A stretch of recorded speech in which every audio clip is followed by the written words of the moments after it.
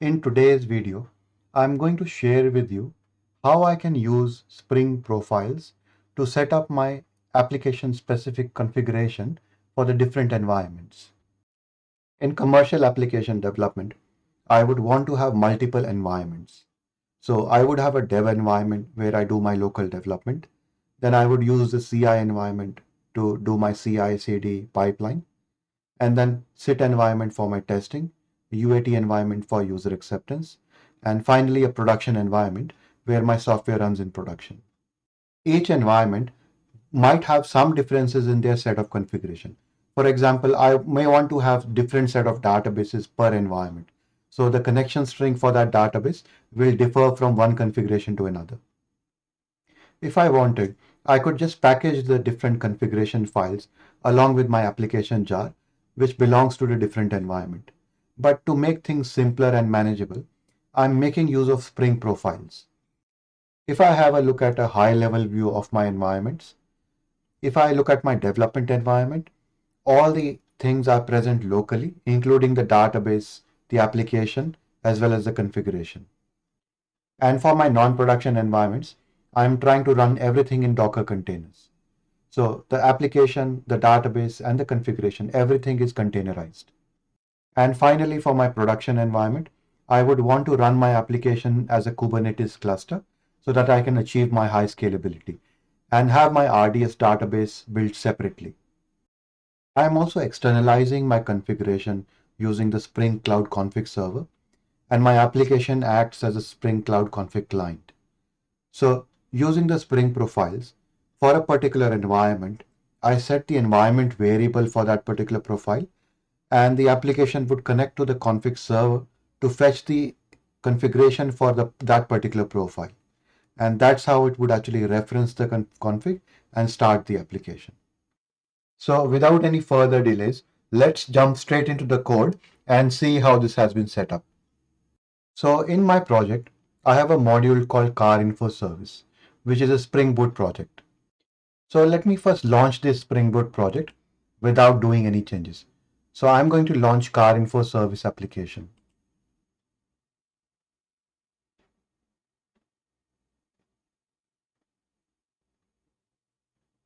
So it's starting Spring Boot.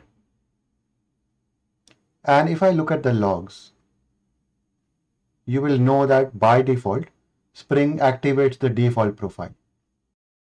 In my case, I am actually also setting the default profile as the active profile by specifying an environment variable called Spring Profiles Active. To understand it a bit better, let me just disable this environment variable for now and relaunch the application. The way I have passed these environment variables is just by editing the VS Code workspace and adding the environment variables in there. So I'm going to just open that and modify the VS Code workspace. Over here, I have opened my VS Code workspace, and as you can see, I am passing a couple of environment variables. So I'm just going to comment this out for a moment, and let's save this and relaunch my application. So let's clear the logs and let's go back to run and debug and launch my Car Info Service application once again.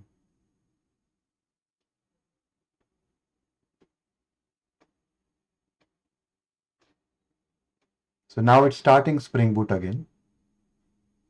And if you have a look at the logs, you can now see the default message that comes up. So as you can see over here, Spring Boot says no active profile is set, falling back to the default profile, default. So if there are no active profiles, it by default chooses the default profile. And specifying the environment variable is just one way of activating the Spring profiles. So if I add Spring profiles active environment variable, I can specify which profile I want to activate. And there are other methods of activating the profile, which I will discuss later. So let me uncomment this now. For my local development, I have chosen the default profile as my profile for my local environment. And even if we don't specify any profile, by default, Spring will apply the default profile. And you can think of the profile as a group of configuration that you want to activate based on your environment. To use your Spring profiles, there is a particular naming convention that you need to follow, which is application dash profile name dot extension. Now, why I said extension is because you can apply Spring profiles to either property files or YAML files. So as an example, I can have application dash test dot properties or application dash test dot YAML, which means that if I activate my test profile, these set of configurations will be applicable. In my car info service Spring Boot project, I have defined properties for multiple profiles. For my default profile, I'm actually not specifying any profile name in my application.yaml, and that's what I actually run for my local environment. I'm using Spring Cloud Config Server to externalize all my configuration properties. And that's why most of my configuration is actually on the config server. The only information that I need to specify in the configuration here is where is my config server located. So my config server for my local profile is fetching from localhost. For my other environments like CI, SIT, UAT, and production, the config server itself runs as part of a Docker container. So I have configured the Docker container to run under the host name of config server. And that's why for the other environments, I'm specifying the config server as the label config-server. So when I run my application in an environment, I'm going to specify the Spring Profile environment variable so that all the components that I run, whether it is my application or whether it's the config server or discovery server, they can follow a particular Spring Profile for that environment. So one of the things that you will notice is that in my default profile, I have this set of configuration that I have specified. Whereas if I look at some of the other profiles, for example, the CI profile, I only have the Spring config import and the cloud config URI, whereas I am missing the other properties. So the way that Spring profile works is that the default profile is always active. It doesn't matter whichever profile I activate. For example, if I activate the CI profile, it will look at the default profile first, and anything that is present here, which is not present in my CI profile, will be picked up. And in my CI profile, it will just override the parameters or the properties that are specified here. So in my default profile, I have Spring application name. So that remains same regardless of whichever profile I pick. Config import over here is localhost, but it gets overridden in the CI profile with the config server. Similarly, the cloud config URI gets overridden, whereas the other properties like the fail fast, retry max attempts, as well as the server servlet context path gets picked up from the default profile itself. So this way, you can have a hierarchy of profiles in which your default profile has all the common configuration, which is common across all your environments, whereas your environment specific profile overrides the configuration that is specific to that environment. Let's move ahead and discuss the various ways on how you can activate Spring profiles. So the first method is to set your environment variable Spring underscore profiles underscore active to specify your active profile. For my local development, I'm setting a bunch of environment variables directly within my VS Code workspace, and I have specified the Spring Profiles active environment variable in here. Alternatively, if you're using IntelliJ, you can do the same sort of thing by setting an environment variable within your run and debug configuration. And one more option that you can do is to set the environment variable directly on your OS level by exporting the variable Spring Profiles active. So once I do that, I can just do print env to print all my environment variables. And you can see that value is now available as part of your environment variable. So these are the few ways on how you can locally set your Spring profile. But for my CI, SIT, and UAT environments, I'm actually using Docker containers. So let's have a look and see how I am setting my Spring profiles in my Docker containers. Over here, I have defined a Docker Compose file for my car info service. And I use this to deploy my car info service image on Docker. And over here, I'm passing a bunch of environment variables. And with that, I'm also passing the active Spring profile using the Spring profiles active environment variable. So in my Docker container, it will apply that environment variable, but it's also picking up that environment variable from my actual host. So I'll show you how I do that. So as part of the CI and CD process that I have set up, I'm actually using a deployment shell script. And in my deployment shell script, I'm doing a bunch of processing, but along with that, I'm also creating an environment variables file. So I export a number of variables, which I save in an environment file. And then I load that environment file by exporting all of that information on my virtual machine. So once that is done, I use my Docker Compose file, which I just showed earlier, and those environment variables get picked up and passed into the container. So that's the way I am setting the Spring Active profile as the environment variable on my container.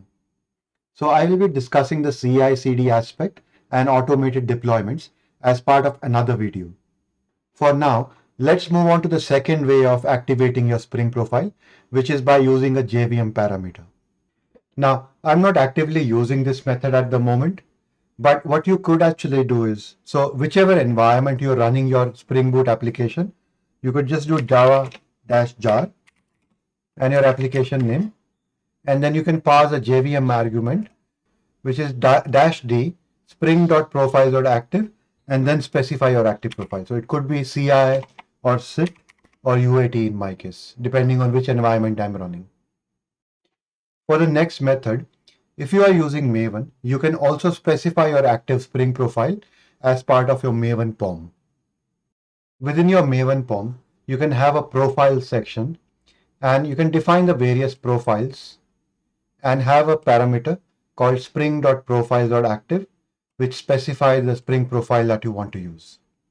You will also need to make sure that your resource filtering is enabled in your POM. And within your application.yaml, you will need to specify the property Spring profiles active and a placeholder which gets replaced by resource filtering from the value that is specified in your POM.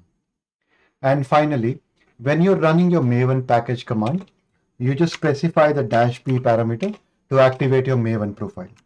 So if I specify dev, that will activate my default profile based on the entries that I have added in my POM. Next up, let's have a look at the active profile annotation that I use for my unit test cases. So over here, you can see that under my main resources, I have these various configuration files that map to the various Spring profiles. But you can also see that under my test resources, I have an application-test.yaml.